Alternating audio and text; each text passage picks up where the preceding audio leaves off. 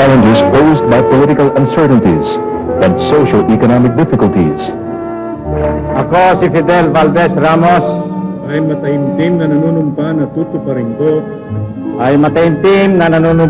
tutuparin ko ng buong katapatan at sigasig.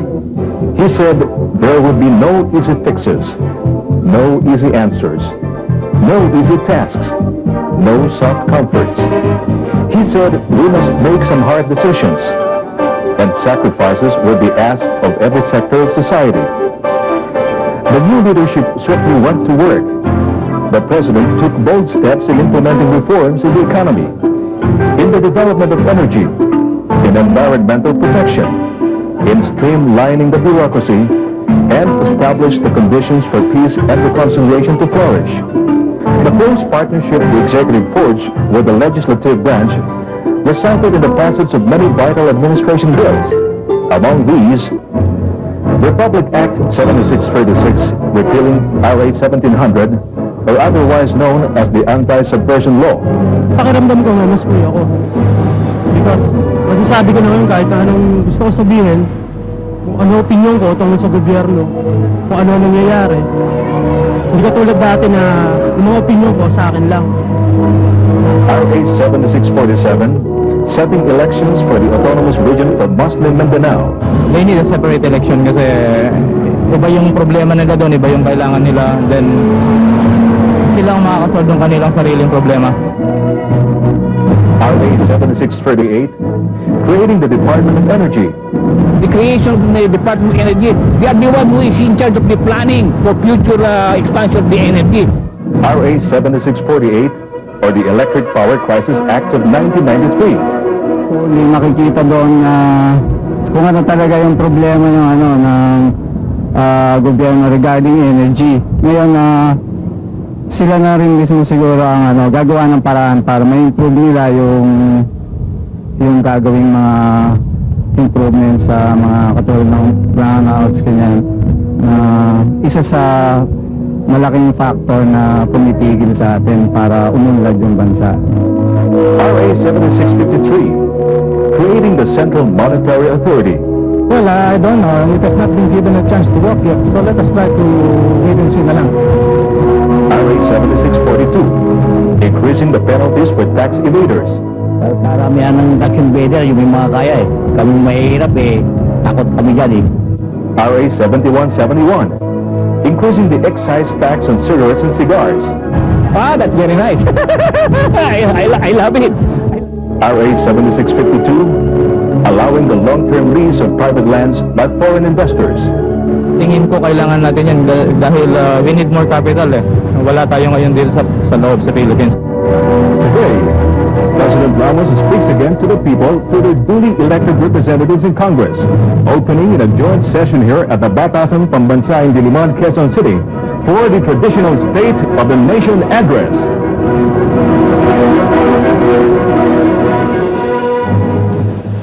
Good afternoon, ladies and gentlemen, and magandang hapon po sa inyong lahat.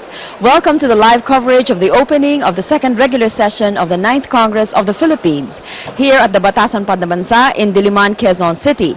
I'm your host for this afternoon, Cheche Lazaro, and we're coming to you live nationwide over PTV4, IBC 13, RPN 9, courtesy of the Philippine Broadcast Pool and the Philippine Long Distance Telephone Company. The highlight, of course, of this afternoon's coverage is the President's second State of the Nation address, which is the comprehensive report of the President to the Filipino people at this joint session of the House of Representatives and the Senate.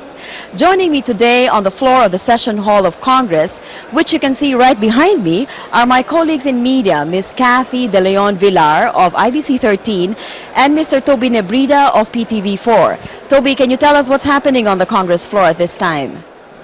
Okay, maraming salamat kasama Cheche Lazaro at magandang hapon po sa inyong lahat na mga nanonood ngayon sa inyong mga telebisyon dito sa pangalawang second State of the Nation address ng ating Pangulong Fidel Ramos dito sa main session hall ng Batasang Pambansa. And well, right now we have a lot of our legislators who are milling around and well, anxiously waiting for the arrival of the President, of course, who will be addressing in joint session the Congress in his second State of the Nation address. Joining us at this juncture, Cheche, of our coverage is the Chairman of the Senate Committee on Banks and Currencies, the Honorable Senator Raul Roco. Magandang hapon po sa iyo. Magandang hapon at magandang hapon sa lahat ng nakikinig sa atin.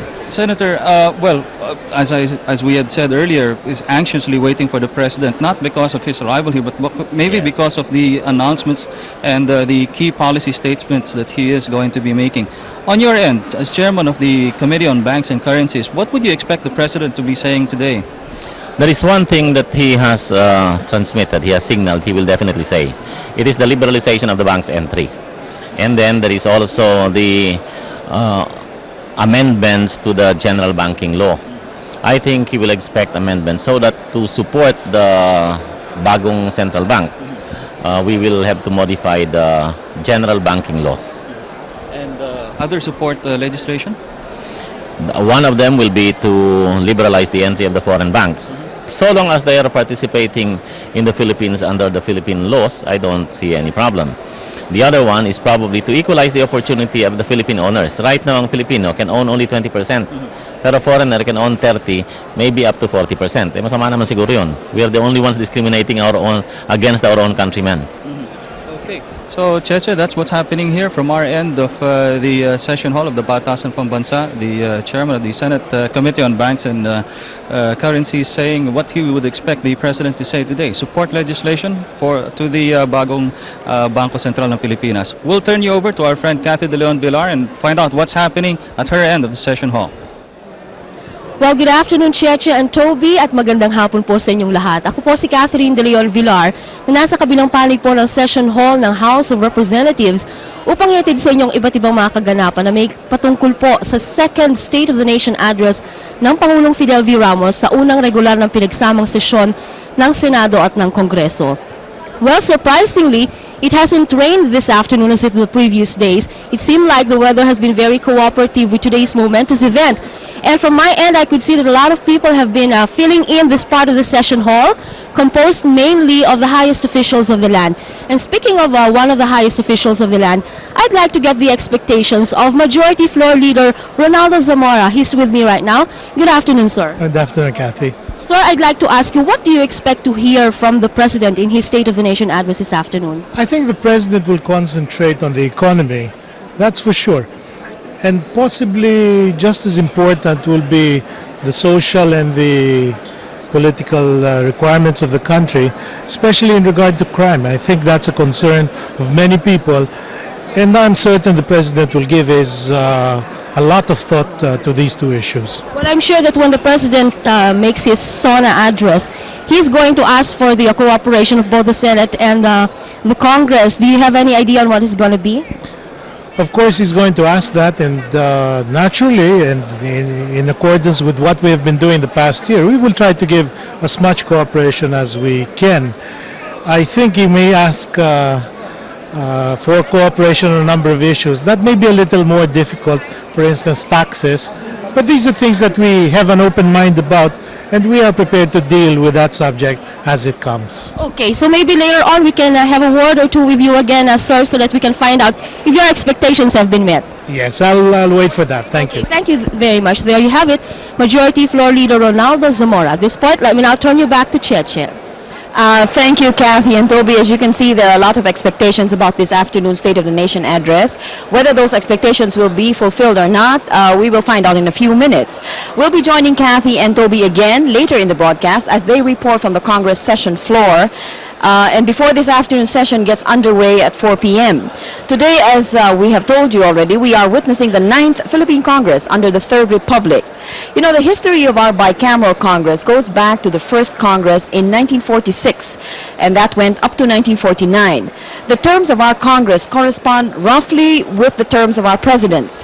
But while the count for our presidents date all the way back to 1898, the count for our Congress begins only in 1946 upon the establishment of the Third Philippine Republic.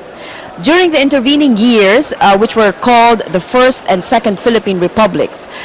So we have to date 9 Congresses and 12 presidents. The State of the Nation address is actually a constitutional duty of all Philippine presidents. Section 23, for example, of Article 7 of our Philippine Constitution says that the President shall address the Congress at the opening of its regular sessions, and he may also appear before it at any other time. The SONA is, well, it's called SONA because it stands for State of the Nation Address, is what we might call a report card of the administration's past year's performance. It is also the President's call to Congress for the adoption of his legislative agenda to meet next year's goals. By tradition, both houses of Congress formally inform the President about the opening of its regular session. This is done by a composite group of congressmen and senators. For now, let's take a look at the events that took place this morning. Emphasis with the upper chamber as Congress begins its second regular session today. Structural reforms started in the first session have to be consolidated this time with support legislation that will help reshape the economy, ready to push towards newly industrialized country status. Banking and financial reforms, some of them expected to be harsh on some sectors of society, will have to be undertaken. In this light, the Senate is proposing a national economic and social summit that will bring together various sectors of society to plan safety net measures to cushion the effects of the reforms.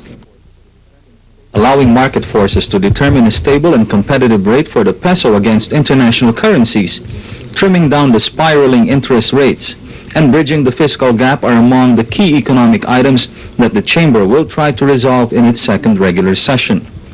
Revenue and tax measures are generally viewed only as a matter of last resort when all other revenue-generating measures of government have failed to provide the necessary funding.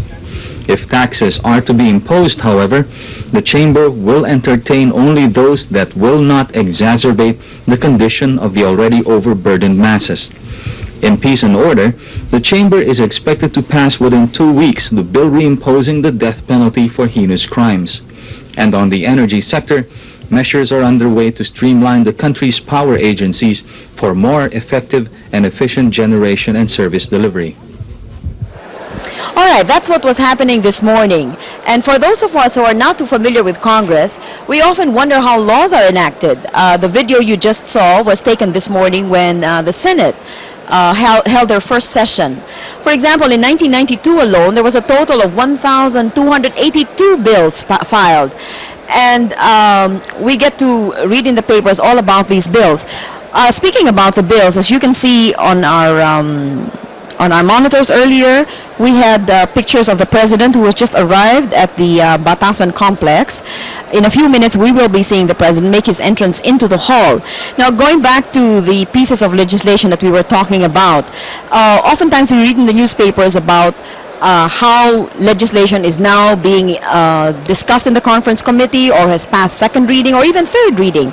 And like most of us who are not very familiar with the jargon of legislative work, we all need some explaining. And to make things a little bit more clear to us, let's look at this report on how a bill becomes a law.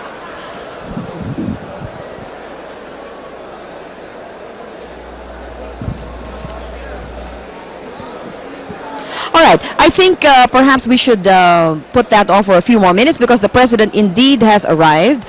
And while he is, I understand, at the holding room now in the office of the Speaker of the House of Representatives, Congressman Jose de Venecia, as you can see on our monitor at the moment, we have the different people, the different members of Congress who are now congregating on the floor awaiting the entrance of the President. This afternoon's program will be something that has been repeated by tradition in all 9 Congresses, beginning in 1946 when the first Philippine Congress of the Third Republic was convened. And when you go look into our program this afternoon, a quick rundown shows that after the call to order by the Speaker of the House, Jose de Venecia, and Senate President Edgardo Angara, we will have the national anthems to be sung, followed by the invocation and ecumenical prayer, which will be led by Homobono Adaza, and will be also led together with Representative Raul Daza of Samar. We'll also have Bishop George Castro of the National Council of Churches of the Philippines, the Right Reverend Adminador A. Federiz of the Philippine Independent Church, Monsignor Francisco Tantoco representing the Catholic Church, Minister Arnel A. Tumanan, General Secretary of the Iglesia ni Cristo, and Mokhtar Haron of the Islamic Faith. After the reading of the ecumenical prayer, the host Solon, Speaker Jose de Venecia, will introduce the President, who will then give us his State of the Nation address. The State of the Nation address has a lot of expectations for this afternoon session because there are many points, program actions by the Executive Department as well as the legislative agenda of the President, which will be given meat in this afternoon's speech by the President. The President is now entering, is now in conference with the members of the Senate, especially the Senate and House leadership. And in a short while, we'll be witnessing the President as he comes into the session hall, at which time the ceremonies will begin. The President has been more than punctual. In fact, he has arrived a few minutes earlier than scheduled. He was originally scheduled to come in at 4 o'clock, and we're still a few minutes before 4. So while we have some more canned reports for you, we will wait until the President does make an arrival in the hall.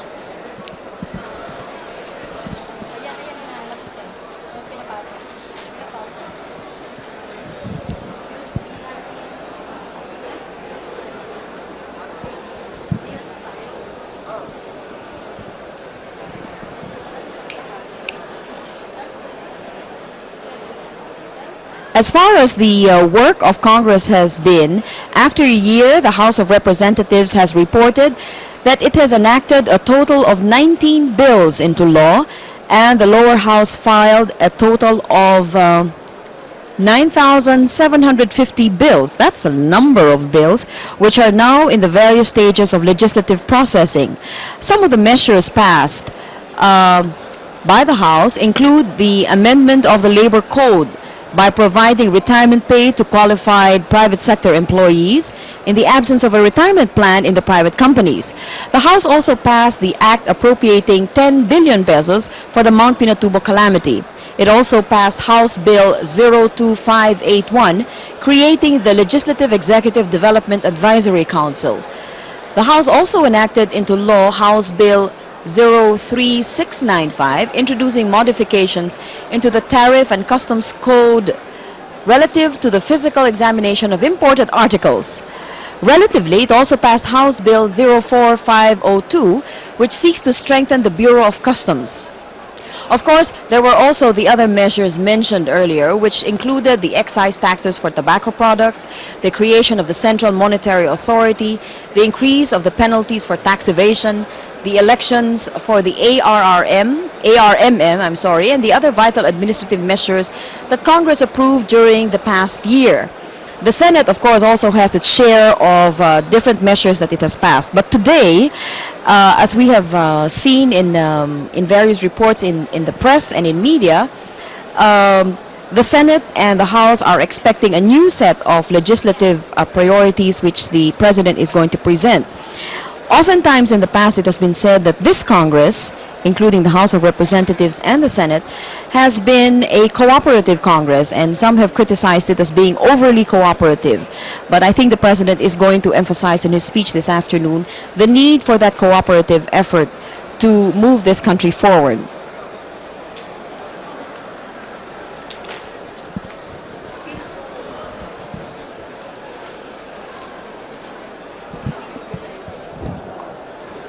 All right, while we're waiting for the President to make his entrance into the hall, let's go back to what we were talking about earlier when we spoke about all of these bills that are now being processed and in different stages of the legislative process in the House and in the Senate. Let's look at this, this filed report on how a bill becomes a law.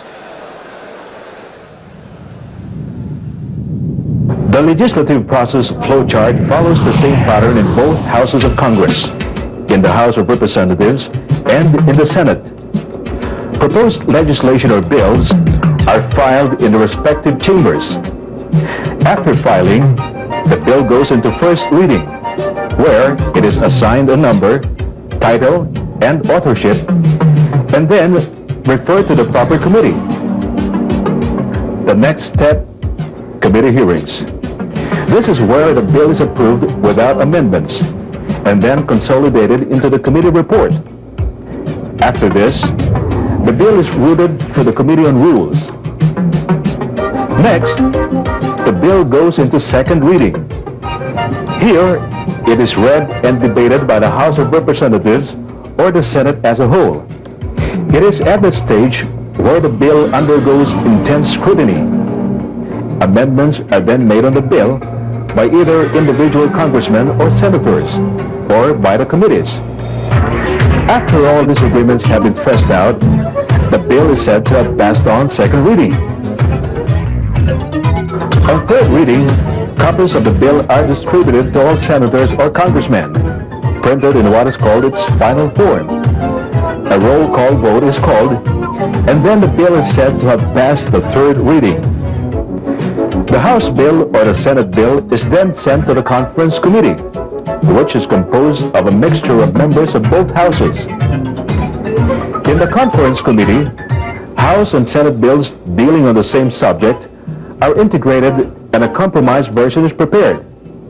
This is then sent to both chambers for approval. The compromise version is approved and is ordered to be printed in what is called the enrolled form. Finally, the bill is sent to the President for his approval. In case of a veto by the President, notification is sent to the chamber where the bill originated within 30 days upon its receipt by the office of the President. In the absence of such a notification, the bill is deemed approved. To go back to a little bit about the history of our Philippine legislature, from the start, the Philippine legislature was an adaptation of the Congress of the United States.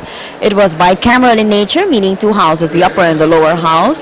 The bicameral legislature dates back to some 8 decades ago. That's 80 years ago during the American regime. Under the Philippine Bill of 1902, a legislature was created with the Philippine Commission as the upper house and the Philippine Assembly as the lower house, and that was inaugurated in October of 1907. The legislature setup was changed in 1916 when a Philippine legislature was created under the Jones Law. The Philippine Commission and Assembly were then abolished, and in its place, the Philippine legislature, consisting of the Senate and the House of Representatives, was then established. So, going back to history, we can see that a lot of our patterns of government were taken really from the American system. The legislative system, again, went through another change when it was replaced by a unicameral National Assembly in the original 1935 Constitution. But a bicameral Congress of the Philippines was quickly restored in 1940. What came to be known, though, as the first Congress of the Republic of the Philippines was the existing Congress in 1946. When the first Philippine Republic was inaugurated on that same year, Republic Act No. 6 was enacted. The act provided that as of the date of the proclamation of the Republic, the existing legislative body would be known as the Republic's first Congress, which meant that the Second Congress of the Philippine Commonwealth, which was then the existing Congress, officially became the first post-war republic. And that's where we begin counting all of these congressional sessions. And today we are talking about our 9th Philippine Congress. Down on the floor, they have just announced, they have just requested everybody to take their seats because the President should be making his entrance any minute now.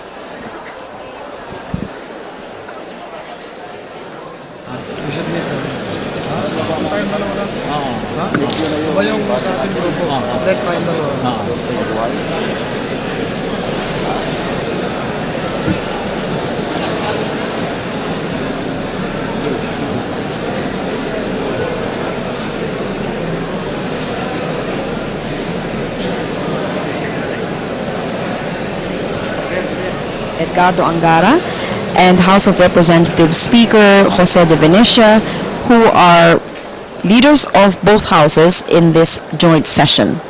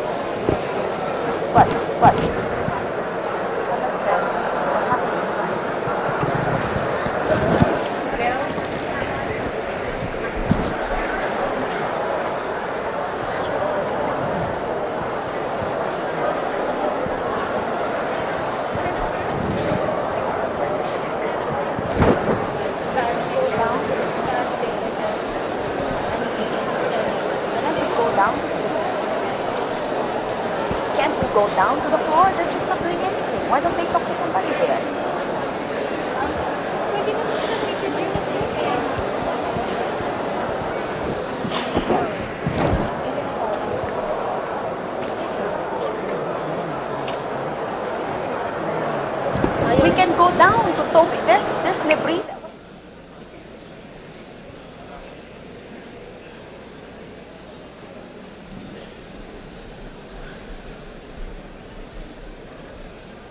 Ladies and gentlemen, we request everybody to be seated to await the entry of the President. Thank you. All right, as we can see, the President is now entering the entranceway coming into the session hall. He's accompanied by a group of senators and members of the House of Congress, among them Senator Gloria Arroyo Macapagal. On your screen, you also have Senator Roberto Romulo, Janos Menia,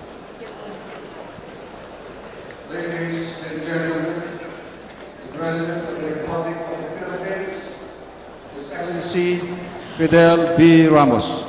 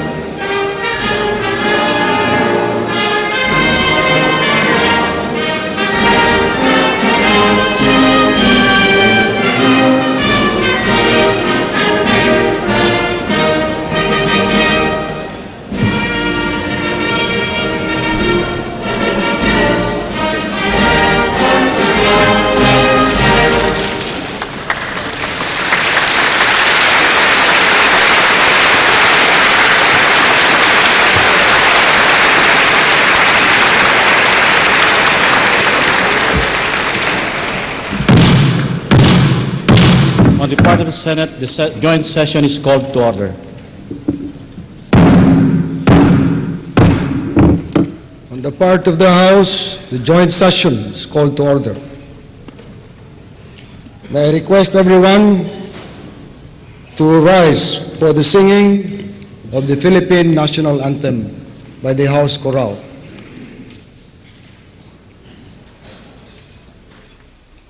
Bayang magiliw, peras ng silanganan, alap ng puso, sa dibdib mo'y buhay.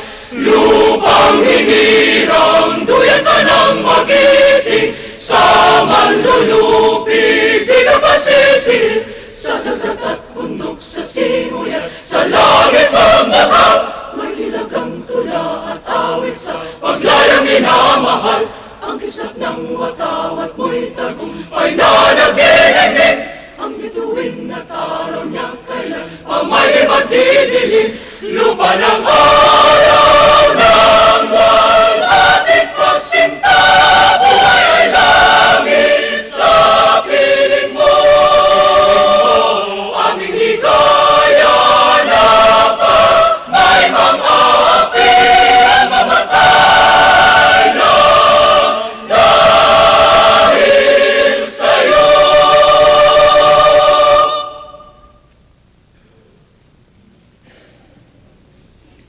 Everyone will please remain standing for the nation's prayer.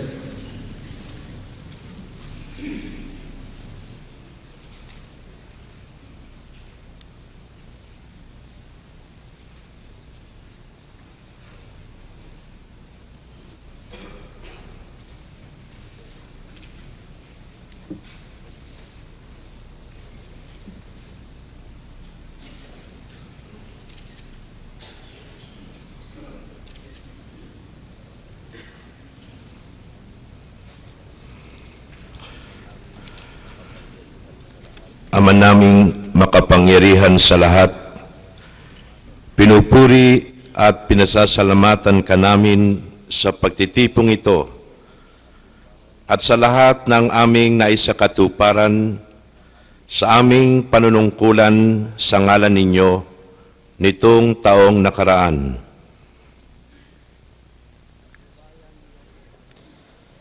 Patnubayan niyo po kami at pagkalooban ng inyong biyaya upang maipagpatuloy namin ang aming tungkulin sa buong sambayanan ayon sa inyong adhikain. Patawarin ninyo kami sa aming kakulangan at basbasan ninyo kami upang matamo namin ang sapat na lakas at tibay ng loob sa ilalim ng mga pagsubok.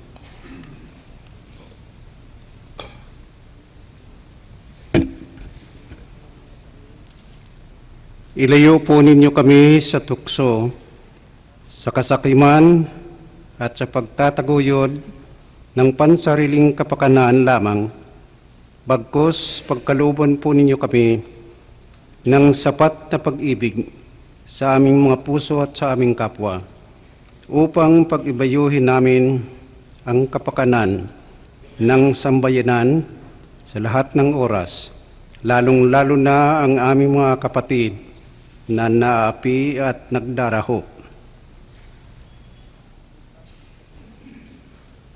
Handog namin sa inyo itong pangalawang taon namin sa panunungkulan upang mahubog ninyo ang aming mga gawain ayon sa inyong magandang layunin para sa bansa. Gabayan ninyo kami upang kami po ay magkaisa sa pag-ahon ng aming bansa tungo sa kaunlaran. Maging kasiyasiya nawa sa inyo ang aming paglilingkod upang makamit namin ang kapayapaan at kaunlarang hinahangad namin para sa bansang Pilipinas. Ang lahat ng ito ay handog namin sa inyo, aming Ama, sapagkat sa inyo ang kaharian, ang kapangyarihan at kaluwalhatian magpasawalang hanggan. Siya nawa.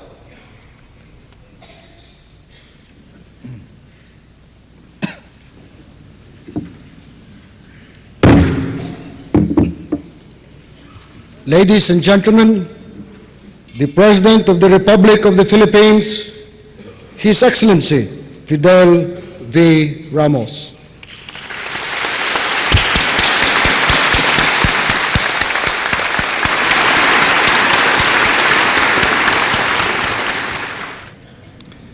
Mr. Senate President, Mr. Speaker of the House, ladies and gentlemen of Congress, Your Excellencies, special guests, mga mahal na kababayan. Noong isang taon, ang ating mga kababayan ay naghangad ng isang panibagong pagsisimula. Ngayon, tapatan nating masasabi na nabigyan natin ang ating bansa ng bagong pag-asa. A year ago, our people asked of us a new beginning. Today, we can truly claim we have given our country that fresh start. We have arrested the decline of the economy and the national spirit, which had so demoralized our people.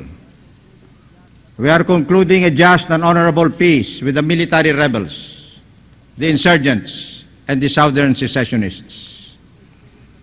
A new spirit of cooperation existing between Congress and the Presidency, for which I appreciate to you, ladies and gentlemen of Congress, with deepest gratitude, has avoided the gridlock which obstructed policy making in previous administrations. And this is as it should be. Executive and legislature are not meant to function in confrontation with each other. Our investors and businessmen can almost take political stability for granted once again. The stock market has reached a high record. It is true that in some of our concerns, as in the economy, the forward movement has barely begun. There is still so much to be done. But today, I can report to you of a country and people renewed in purpose.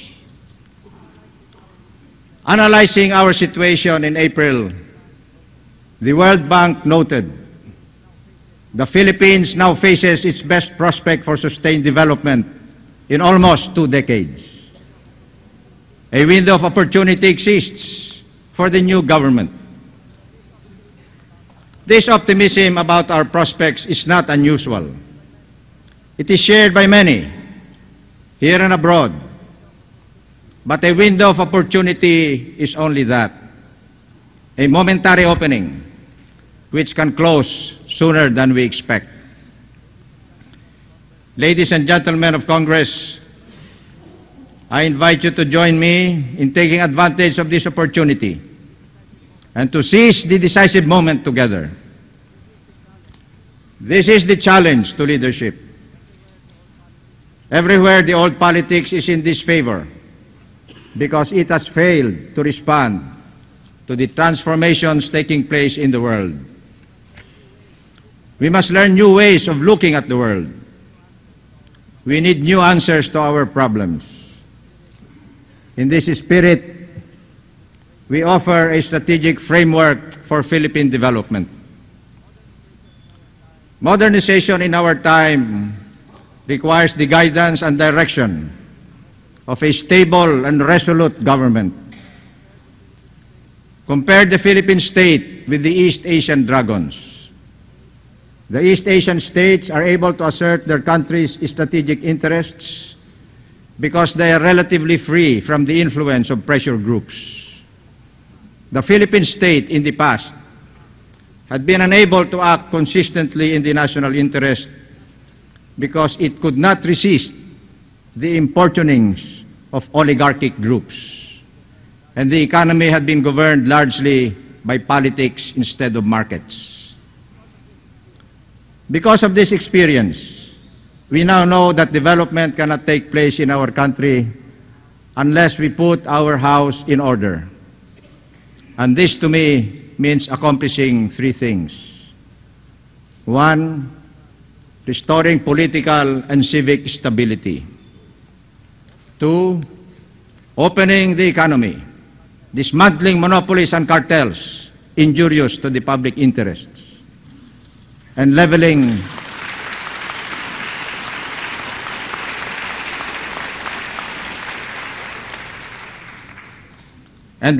the playing field of enterprise.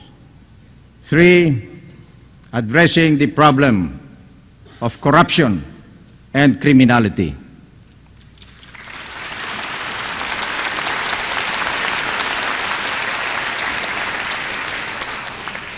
These 3 tasks, once completed, shall secure the environment for self-sustaining growth and enable the government to positively and consistently act in the national interests. Our strategic framework to establish effective government, of putting our house in order so that our drive for development can begin, we call Philippines 2000.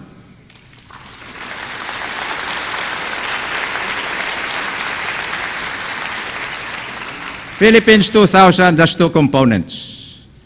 The first is the Medium-Term Philippine Development Plan for 1993 to 1998. Guided by the principle of people empowerment and global excellence, it proposes specific policies and programs to stimulate economic activity and mobilize the entrepreneurial spirit in ordinary Filipinos. I strongly urge your approval of this Medium-Term Philippine Development Plan. The second component of Philippines 2000 addresses the larger environment, the political, social, and cultural climate in which economic growth must take place. The crucial question is, can we reform an undemocratic economy by using a democratic political framework?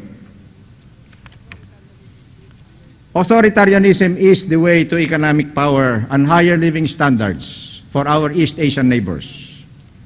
In contrast, we are working to reconcile our democratic politics with an oligarchic economy left over from the colonial period, not by changing the political system, but by democratizing the economy. The time for authoritarianism has passed in our country and in the world.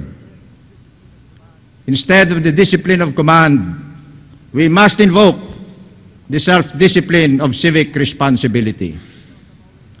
We Filipinos have always accepted that people with more are obliged to help people with less in the name of a common, compassionate humanity. This traditional moral code we shall make a principle of public policy. The few who have can never be secure in their possessions for as long as they live among so many who have not. Let me now take up our most urgent sectoral concerns one by one. On political stability and peace and order. Examples from East Asia teach us that the first and foremost requirement of economic development is stability, which is the long-term predictability of the social system. This is why we are seeking a comprehensive and lasting peace. As proposed by the National Unification Commission, we shall pursue the path to peace by undertaking social, economic, and political reforms that address the root causes of armed conflict, by encouraging people to participate in the peace process, by working for a negotiated settlement with the armed groups, and by establishing programs for the reintegration of rebel groups into the mainstream of society through a general amnesty program.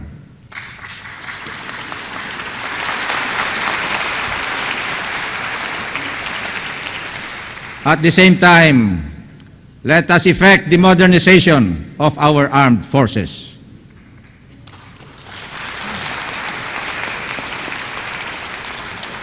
The cooling down of tensions in the region enables us to set new priorities in defense spending. Peace and order are the other phase of national stability. If we are to release the full energies of the nation, people who live, work, and produce must be secure in their persons, in their property, and in their homes. We have enhanced our institutional capability to cope with crime through the overhaul of the command and leadership structure of the Philippine National Police.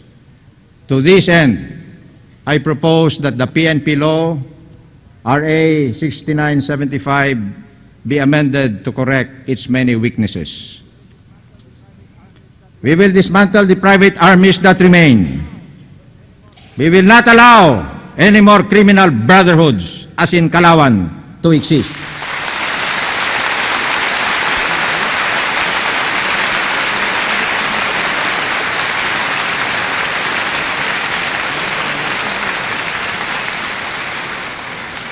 This includes purging local police forces of scalawags and bullies. Last year, I proposed to restore the death penalty. I urge you to enact that measure as soon as possible.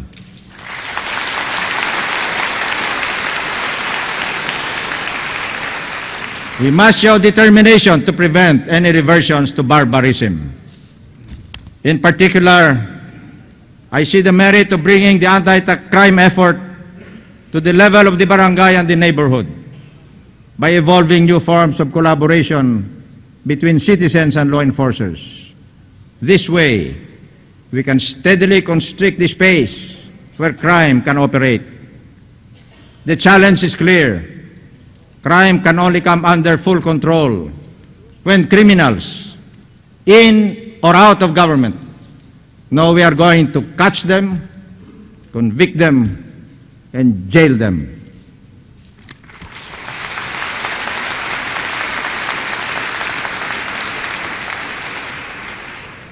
Opening the economy is likewise a political task.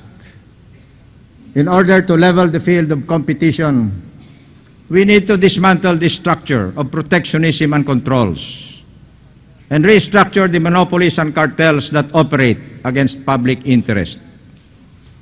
On the other hand, we must encourage and support Filipino and Philippine-based corporations that have proven their efficiency, competitiveness, and civic consciousness. The critical question is no longer whether we will grow. It is how we can sustain and speed up this process. We have experienced a full year of steady, although unspectacular growth. In the first 3 quarters of this administration, our GNP in real terms increased by an average of 1.3%. This is indeed modest compared to the galloping growth of our neighbors. But this is no mean achievement, given our crippling power crisis.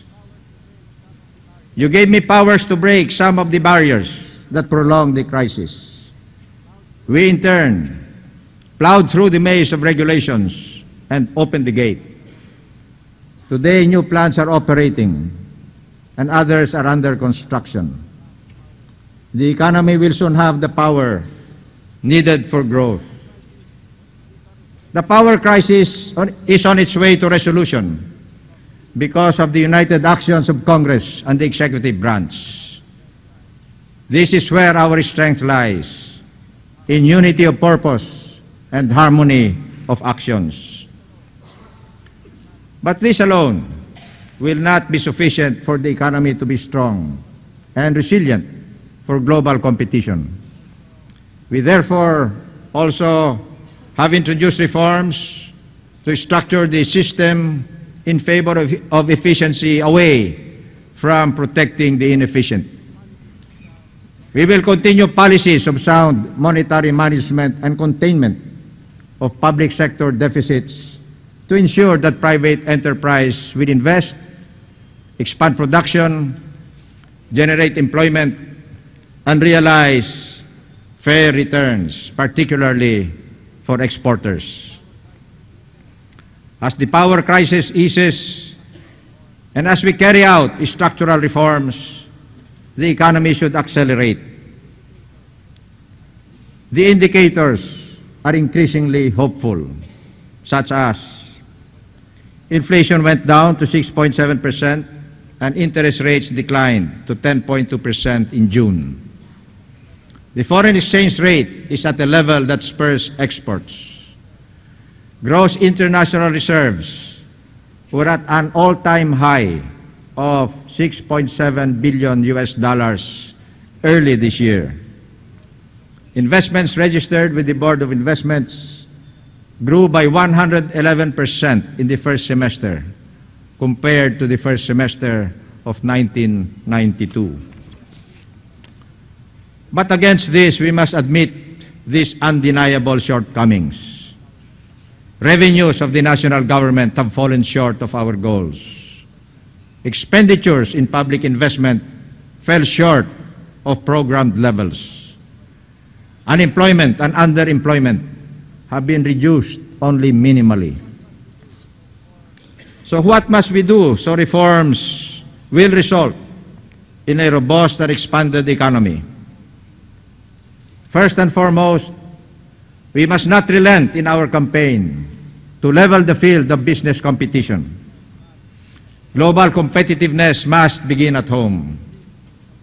Government will not retreat in its campaign against injurious monopolies and tax evaders. And so I ask for the urgent passage of antitrust and anti-racketeering legislation. Let us recognize that an economy controlled by rent seekers cannot produce free competition and efficiency. The economy must be open to all who bring in new capital, new knowledge, new ideas, and new levels of efficiency. We must broaden the base of economic participation. Let us therefore make this 9th Congress the instrument to free and democratize our economy. By all means, let us join hands in an economic summit. The sooner, the better.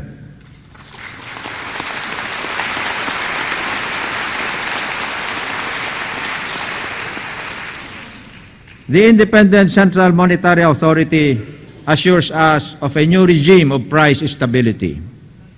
Opening of the financial system to foreign banks should bring more foreign investment and expertise.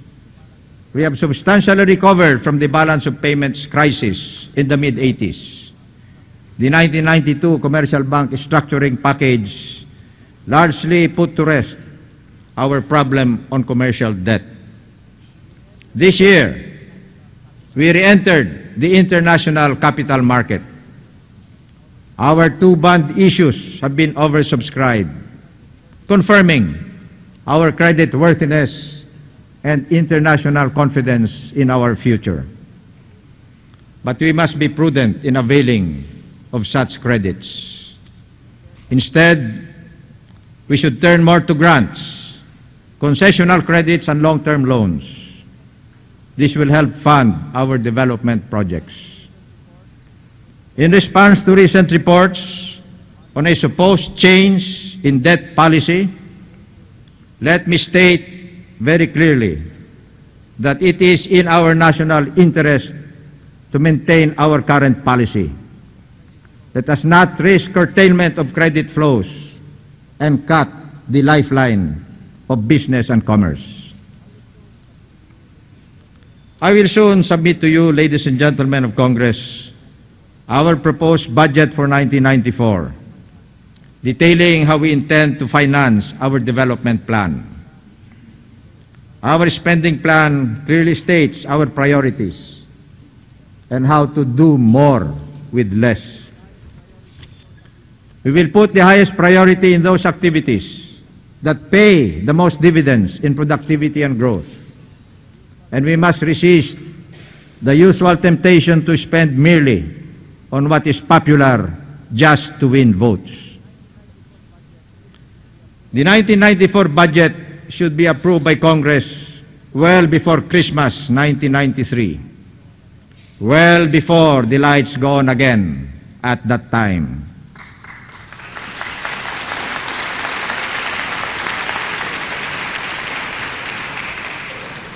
To meet the requirements of the development plan, we must mobilize resources through greater revenue generation rather than excessive borrowings.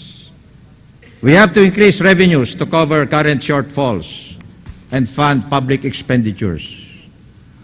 Our tax base has been eroded by the proliferation of exemptions, infirmities of tax laws, deficiencies in collections, and widespread evasion.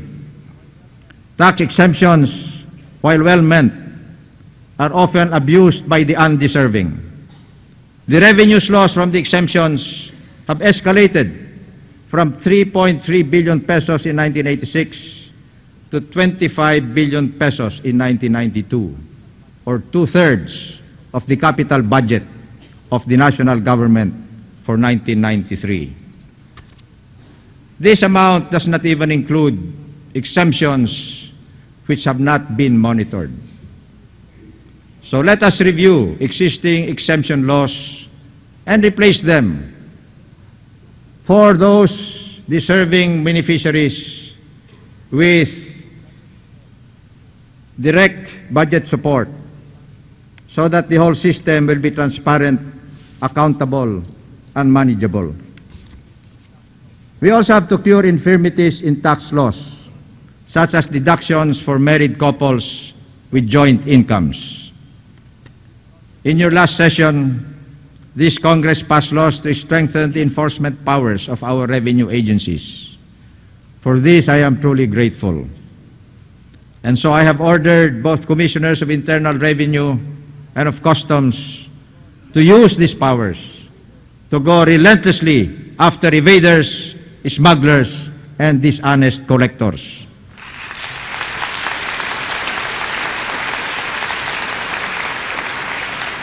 I am convinced that citizens will faithfully comply with their tax obligations if there are no free riders on their backs.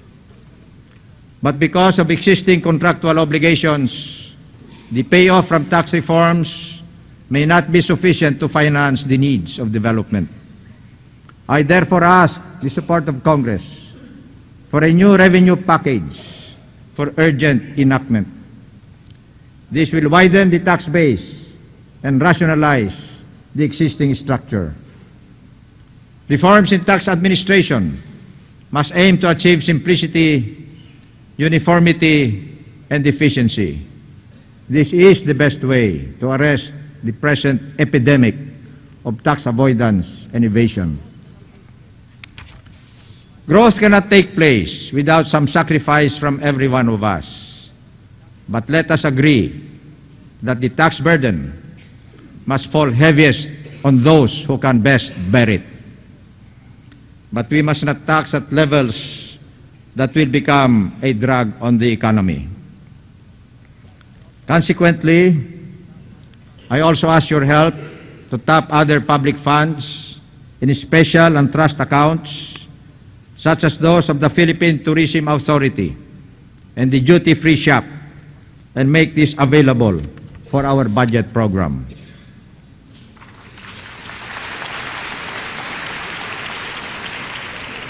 The law creating the Central Monetary Authority adds to the heavy demands on scarce fiscal resources that cannot be entirely covered by additional tax revenues. For our part, we will accelerate sales of public assets and shares in private corporations and get government out of the business of the private sector. I therefore ask you to extend the life of the Committee on Privatization and the Asset Privatization Trust, which otherwise will end this year. I also urge Congress to set guidelines for the Presidential Commission on Good Government in making compromise settlements on ill-gotten wealth cases on terms fair to the government and only with those who have demonstrated commitment to help in the development of our country. My vision of a tax system is a broad-based one with just a few exemptions and at rates that yield no premium to tax evasion, where all enterprises and citizens carry their equitable share. Congress has acted quickly and decisively on the framework for investments. We now have a real opportunity to secure a fair share of the investments flowing into the ASEAN region. What is important is that we continue to improve our country's attractiveness for investments by emphasizing our comparative advantage. On industry, manufacturing and other industrial activities can proceed with greater vigor as the power situation improves in terms of competitiveness and productivity.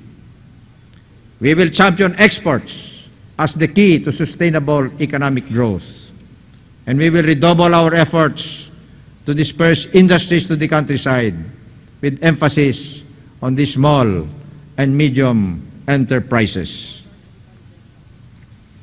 The former military baselands, which were the cause of so much concern on the departure of the U.S. military, have now become attractive sites for economic expansion. Subic has become one of our brightest areas for foreign investment. Similarly, we have been able to move substantially to transform Clark Air Base and Camp John Hay from calamity areas to growth centers. On agriculture and agrarian reform, we have identified key production areas for specific commodities. Areas where not just soil and climate, but also markets are most suitable. For example, if we concentrated on growing rice and corn only where they will best grow, with adequate irrigation, we can produce as much grain as we have been producing on 5 million hectares on only 2 million hectares. We can then free some 3 million hectares now devoted to marginal rice and corn growing to other uses, to pasture, to aquaculture, and to high-value crops. These efforts in agriculture must be matched by equally resolute efforts at agrarian reform. This reform has been often pledged, but only half-heartedly redeemed. My administration has stepped up the pace of CARP implementation. During this first year, we have acquired and distributed and titled some 382,000 hectares, with nearly 250,000 farmers benefited. This is 41% of all land titles distributed by the Department of Agrarian Reform during the last 30 years.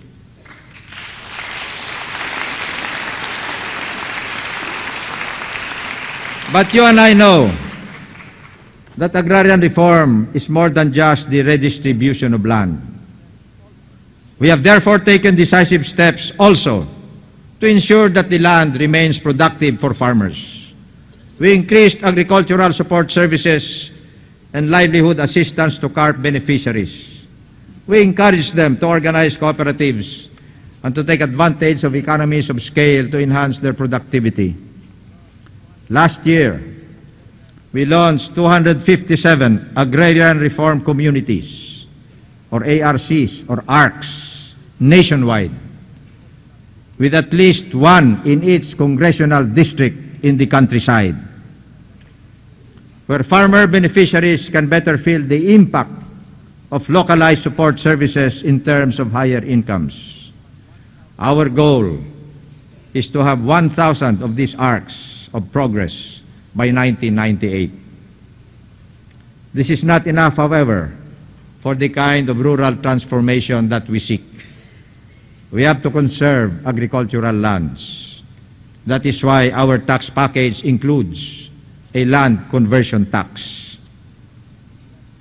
In tourism, we are beginning to reap dividends from our efforts to improve the country's image and develop environment-friendly ecotourism.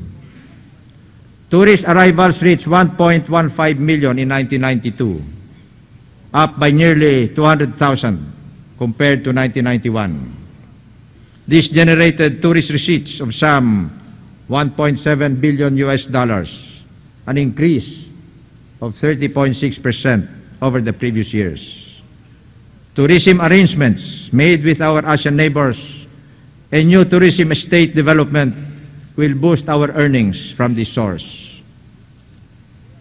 In infrastructure, we have requirements long neglected. Our network of roads, bridges, air and seaports is grossly overloaded and poorly maintained.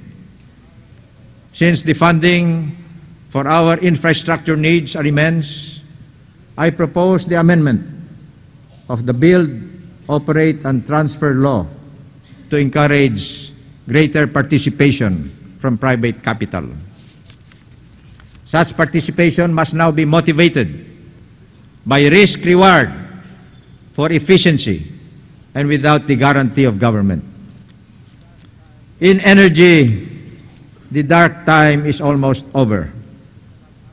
By year-end, we shall have added 900 megawatts to the Luzon grid. This should, once and for all, put an end to the brownouts in households in Luzon.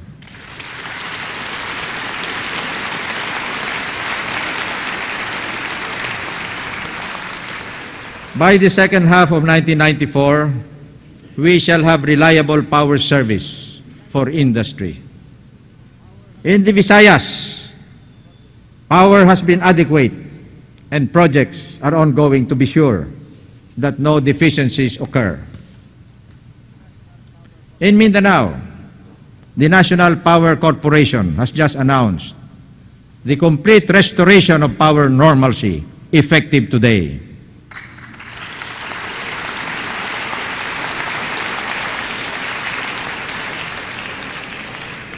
In rural electrification, we have energized 94% of all our towns and cities and 63% of our barangays. But we should strive harder so that more of our countrymen shall have electricity.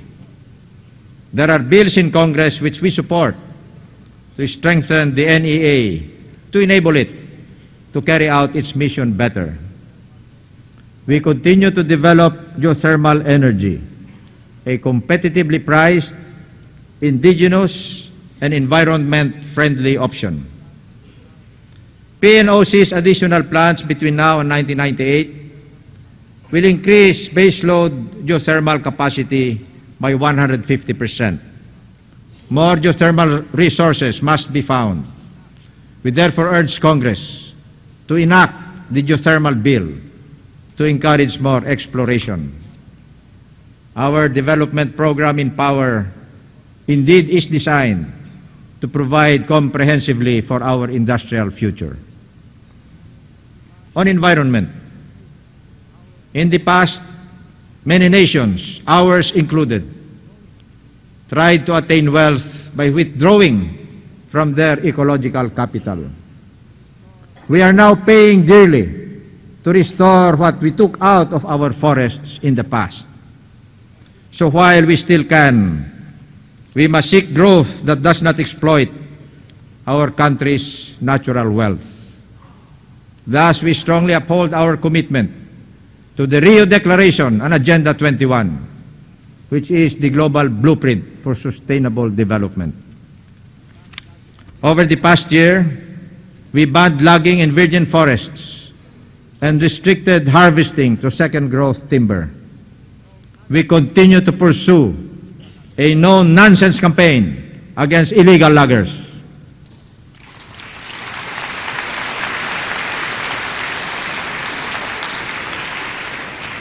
We strictly enforce the interim guidelines on land use conversion to preserve prime agricultural land.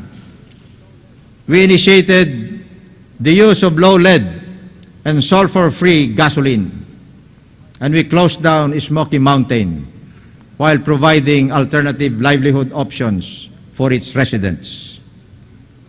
Nevertheless, we need to provide an environmental protection outlook on old and new problems. We are therefore submitting new codes covering land management, forestry, and fishery.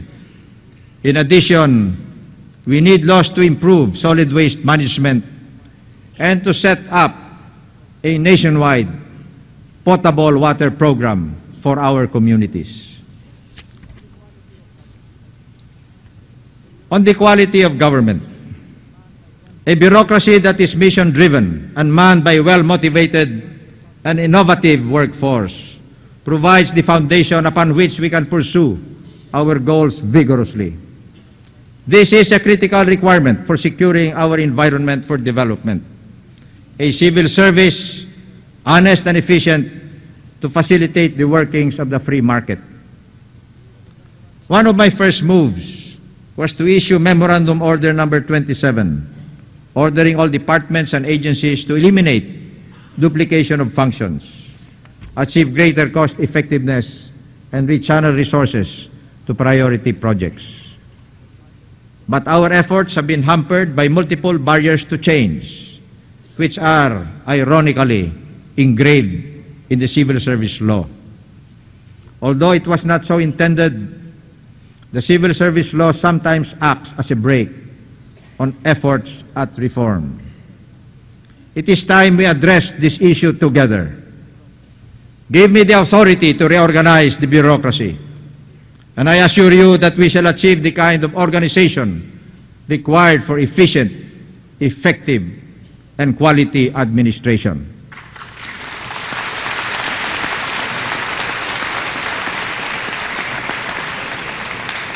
By the same token, let us recognize that an efficient bureaucracy depends on decently paid civil servants.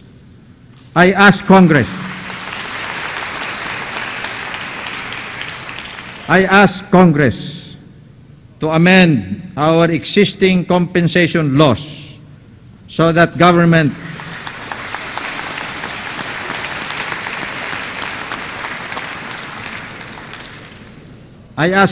to amend our existing compensation laws so that government can begin to attract into and retain talent in the service, especially from among our best and brightest. On the administration of justice, I know you are as concerned as I am about our people's perception of the judiciary. I have said it before, and I say it to you again.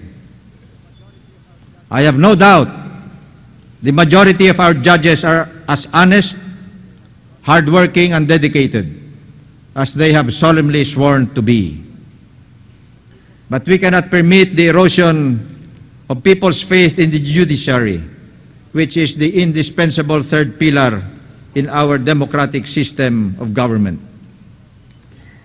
The most urgent problem is how to deal with our clogged dockets, with over 300,000 undecided cases in our regional trial courts alone.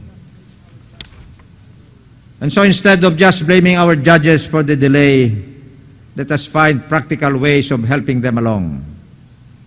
Thus, I urge the passage of laws which will relieve the Supreme Court of the burden of reviewing decisions of certain administrative agencies. Likewise, the jurisdiction of the municipal trial courts can be broadened, and we should also strengthen the barangay justice system and pass the Legal Education Reform Bill and the proposal for an academy for judges and prosecutors. The establishment of this academy is part of our program of professionalizing our prosecution service. One must now pass a qualifying examination as part of the requirements for entry into the National Prosecution Service. The performance of our prosecutors' field offices is now monitored and evaluated on a quarterly basis. For a more focused rehabilitation of our prisoners, we are now reviewing a program to regionalize our prison system, which will also free a vast and valuable asset in Muntinlupa. On local government, the improvement of administration at national level must be matched by a similar advance in local government administration. Expectations are high in our local communities because more resources, powers, and responsibilities have been devolved to local governments. But the objectives of the Local Government Code of 1991 will be realized only with the proper use of these powers by local authorities. We need to correct the law so that the mismatches in internal revenue allocation and the cost of devolved functions, which have disadvantaged some local government units, will be solved. Effective governance will depend on the harmony of actions between national and local governments, as well as among local governments themselves. Inconsistencies in their respective areas will disrupt day-to-day affairs of commerce and economic life. Devolved powers have to be exercised judiciously without conflict with national policies. And the use of resources has to be subject to the same discipline of prudence and accountability. The national government will extend assistance in enhancing the management capabilities of local authorities. Development is impossible if it is not people-powered and people-centered. Whenever foreign observers look at our country, their principal wonder is how we have managed to languish in underdevelopment in spite of our tremendous human resources, especially our labor force, their literacy, their competence, their resourcefulness, their high sense of moral values. It is time we fully harness this precious asset to bring about greater productivity and social cohesion. We have embarked on a clear population policy that recognizes the need to moderate our population growth rate. At 2.3%, it is the highest in our part of the world. This rate of growth impairs our capability to improve our quality of life. It strains both our natural environment and our resources for providing jobs, education, housing, health, and other social services. Government has committed itself squarely to a family planning program based on choice and with the goal of bringing down the growth rate to under 2% by 1998.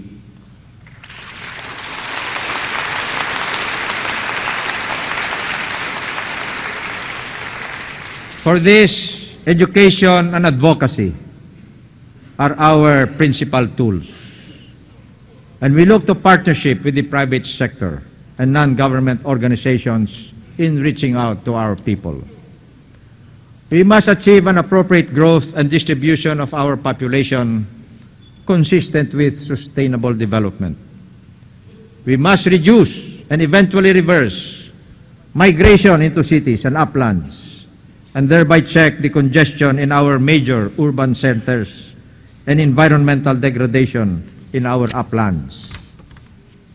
On education, ensuring full and unimpeded access by all to both primary and secondary schools is the most effective way of empowering ordinary people. Education reform must also develop a curriculum strong in science, mathematics, and languages. And it must include the enhancement of the conditions of teachers in both their livelihood and their work. Vocational education and technical training, should keep to their basic purpose, which is to prepare young people for worthwhile jobs and to teach new technologies that our economy needs. College and university level education should focus on developing competent professionals and on nurturing a culture of scientific excellence.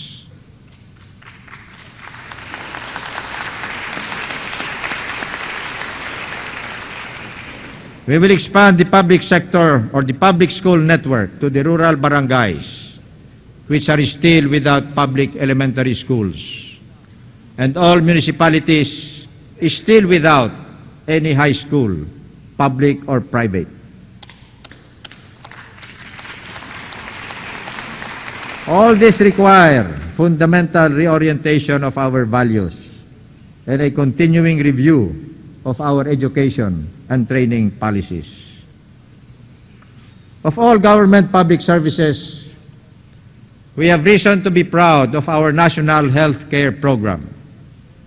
For several years now, health care has stood high in our people's esteem because service delivery is sustained and dedicated. We have moved to improve these services further. In particular, government has implemented new policies and programs to increase life expectancy by extensive immunization, improved nutrition, and environmental sanitation. We look at the housing problem not only as an opportunity to propel economic activity, but more as a challenge to alleviate the sad plight of our people in our slum dwellings. The challenge is to ensure continued investments in low-cost housing through stable financing by devising new and imaginative arrangements that will maximize the private sector's role. I will certify to Congress a bill that makes contributions to pag-ibig mandatory beyond a certain salary ceiling.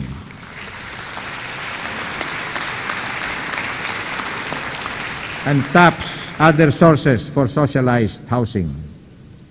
This will help raise funds for the housing effort. In foreign relations, we too are striking out in new directions. The visits I have been making to our neighbors are meant to signal the priority we are giving to ASEAN and the larger Asia-Pacific region. With the United States, we are entering a new era based on partnership and cooperation, while further strengthening our relationship with Europe and the countries of the Middle East. Now more than ever, we must place our diplomacy in the service of our economy and our external security. Our foreign missions have focused on attracting investments, developing export markets, promoting tourism, gathering economic information, and facilitating the flow of development aid. In cooperation with our partners in ASEAN, we are promoting confidence-building measures among the claimants to the disputed areas of the South China Sea. And we are taking part in cooperative arrangements to advance national security.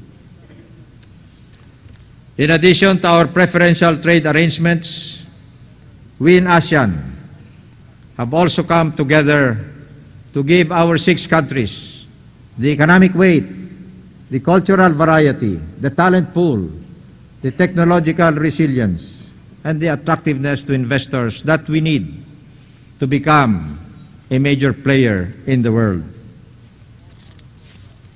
The central thrust of all our programs is the alleviation of poverty. We must fight poverty in ways that will not merely wait for the economy to develop. We must make sure that growth is broad-based and socially equitable, that growth leaves no social group behind.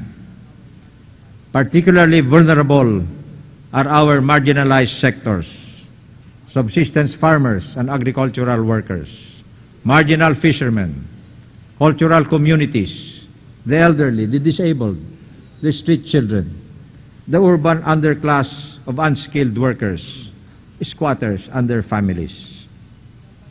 The economy's return to growth shall by itself help poverty, but we shall also be needing focused, targeted, and specific safety nets for these vulnerable groups. We are therefore partial to policies and programs that encourage community organizing to attain self-reliance for the poor communities. And we will match their self-organizing initiatives with more social expenditures, food and education subsidies, rural credit, and livelihood programs.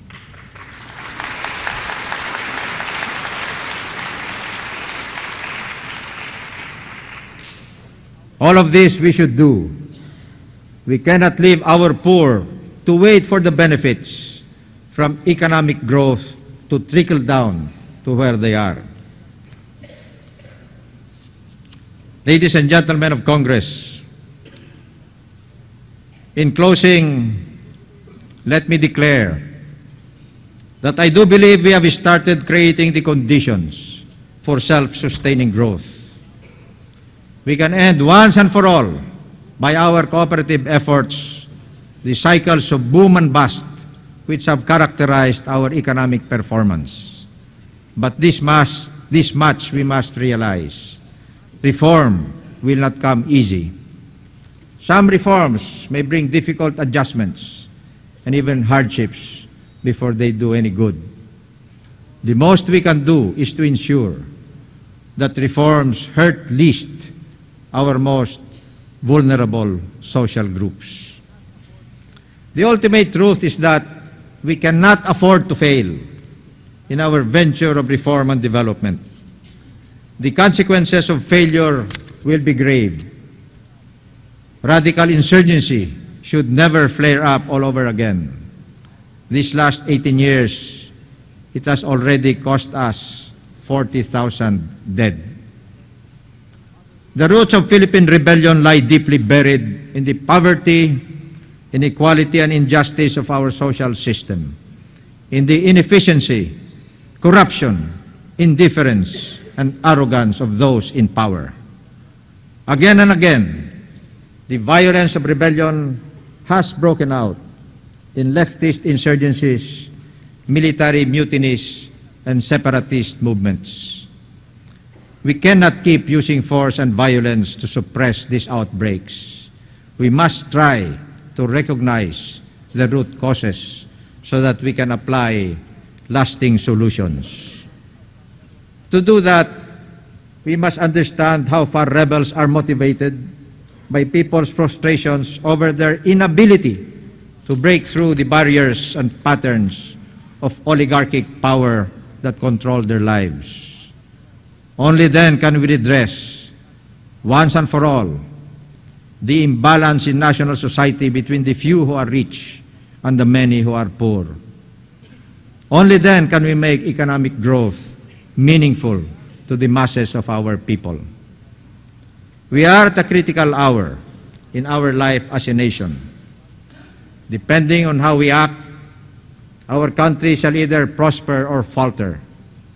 Depending on how well we match our words with deeds, our nation shall enter into its second century dragged down by crisis and factionalism, or raised by achievement and pride.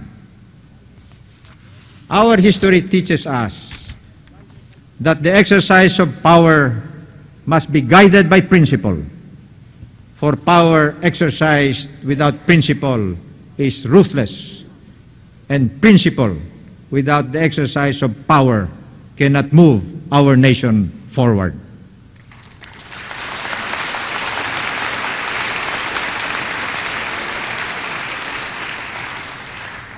Mga mahal na kababayan, sa tulong at gabay ng ating Panginoon,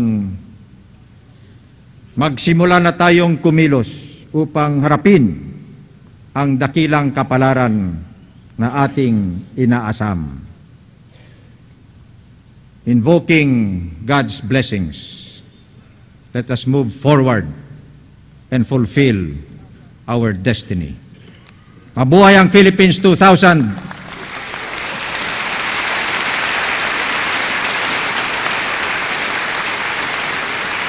Mabuhay ang Pilipinas! Maraming salamat sa inyong lahat.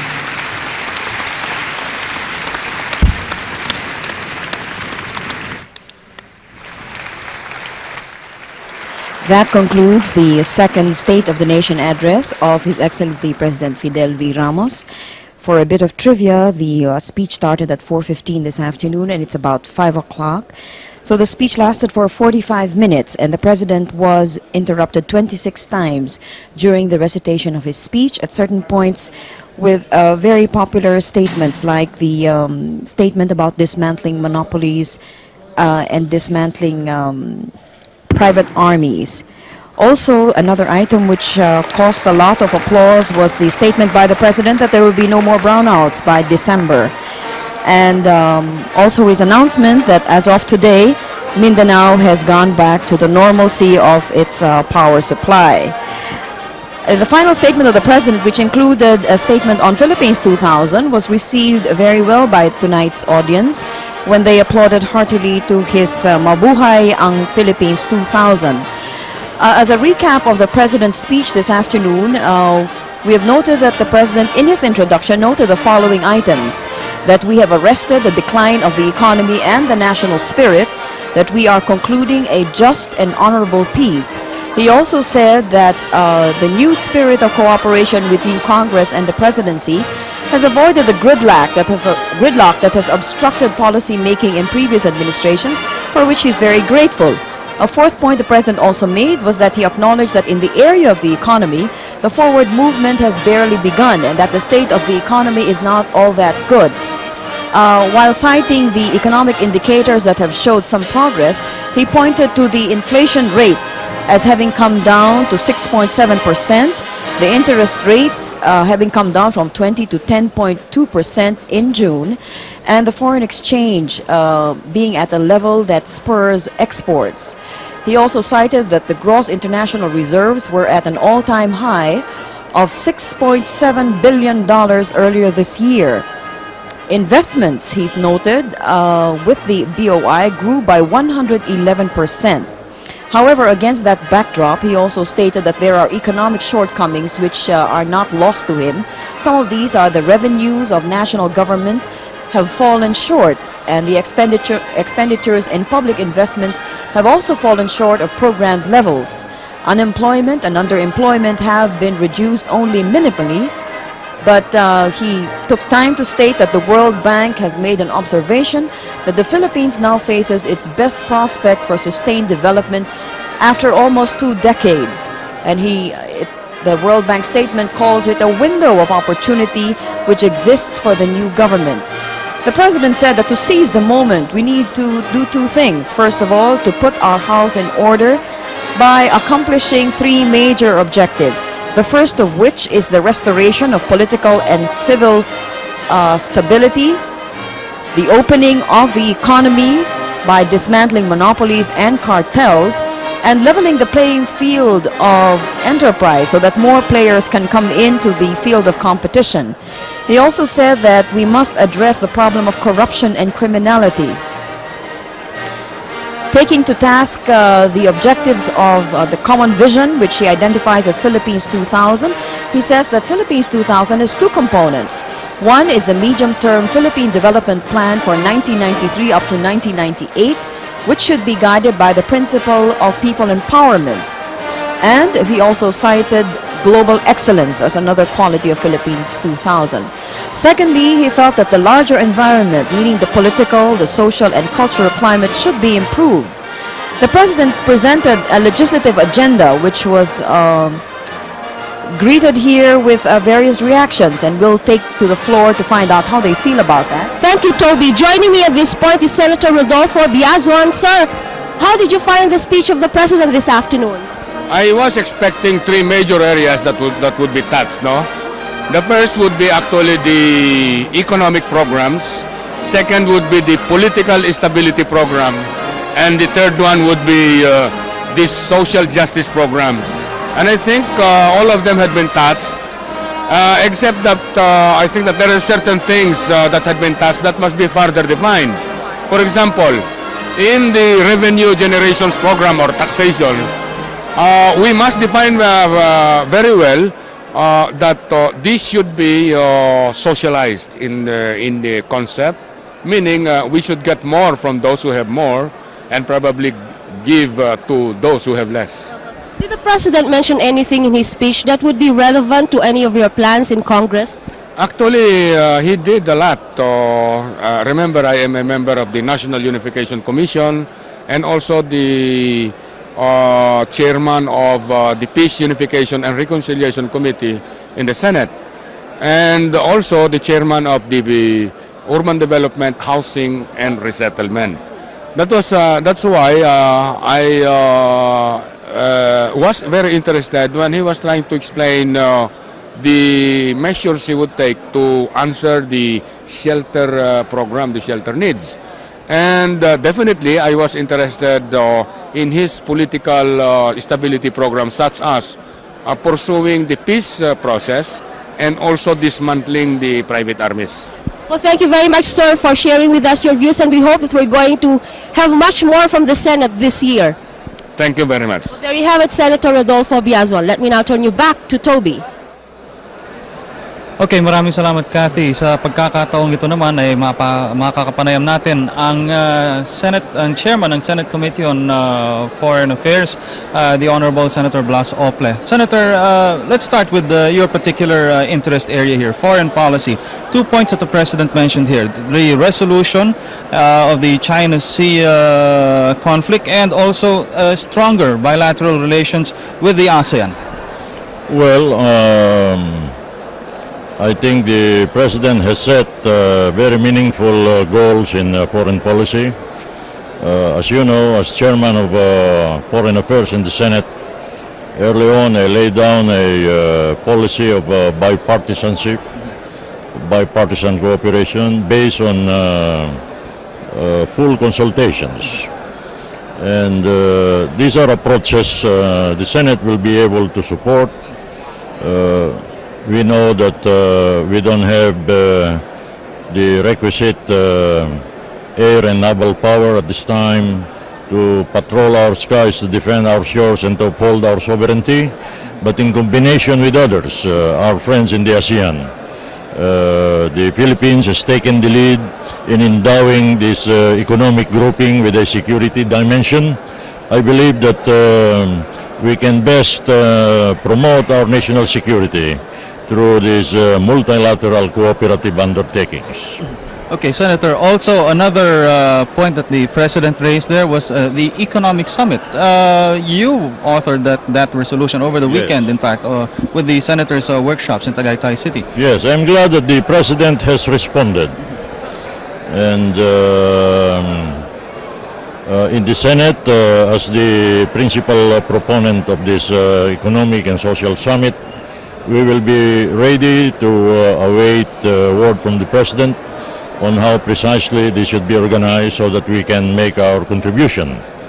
And secondly, the President has also in his speech touched upon the reorganization of the police, the amendment of the police law in order presumably to eliminate scalawags, police perverts, uproot the culture of abuse endemic to some of the units in the police organization. And this coincides with the Senate bill that I filed, precisely opening up the PNP for this sort of reform. So there are quite a few points in the State of the Nation message that represent a convergence of perceptions with the Senate, including myself, on what priorities to take up in this regular session. Okay, thank you very much, Senator Blas Ople. We turn you over now to our colleague Cathy De Leon Villar. Thank you, Toby. Joining me again is Majority Floor Leader Ronaldo Zamora. Sir, your expectations, have they been met? Yes, I think so. Essentially what he did was to talk about the economy and to talk about the pressing social problems of the country, crime, peace and law enforcement. I think this is about par for the course, and what we have to do now is essentially try to get as much out of the speech and you know, do what legislation we have to do. Sir, you know, the President enumerated a number of measures and concerns which he asked Congress to help him and assist him. Do you have any reservations on any of this? I think a number of representatives are going to have some problems with some of the taxes that he mentioned. But all in all, it's very clear that we have to support the President in regard to his basic statement that you have to provide money for the services that you want to give our people. There's no arguing with that principle. But like I said earlier, I think we have to keep an open mind about his requests, and at the right time we will take a look at these requests one by one. Probably a compromise would be a happy ending for that. I'm sure we will try to reach a happy medium. Yes. Okay, thank you so much, sir. At this point, we now turn you back to Cheche. Thank you very much, Kathy, and that about concludes our coverage this afternoon. But before we go on, as you did hear from the senators and the congressmen, it is a executive action that must take place now, and the President did mention several points. First, he did say that he will dismantle private armies and not allow any more criminal brotherhood to exist. He gave Calauan as an example. Secondly, he talked about purging the local police forces of scalawags and bullies. He also talked about the opening of the financial system to foreign banks to bring in more foreign investments. But he did say that there will be no change in the debt policy of the country. He made a promise to go relentlessly after evaders, smugglers, and dishonest collectors, which I think Senator Rocco took well note of, and he was very happy about that. The President also spoke about accelerating the sale of public assets and shares in public corporations, and effectively to get government out of the business of the private sector. He vowed to champion exports as the key to sustainable growth, and I think most of those who are in the export industry will be happy with that particular note. He talked about increasing the number of agrarian reform communities to 1,000 from its current level of about 300 by the year 1998. And he also promised that by the year end, we will add 900 megawatts to the Luzon grid as far as power is concerned, and reliable power supply for industry by 1994. He also promised a no-nonsense campaign against illegal loggers, and he also talked about regionalizing our prison system. Now, as Senator Rocco did point out, these are initiatives that the executive must take, but as you have heard also today, the legislative agenda has been set for Congress and the Senate. So for all of you out there, we'd like to thank you very much for joining us at this live coverage of the State of the Nation address of President Fidel V. Ramos. I'd also like to thank my colleagues in media, Kathy Villar and Toby Nebrida, for joining me at this afternoon's coverage. From all of us here at the Philippine Broadcast Pool, marami pong salamat sa inyong lahat. Good afternoon.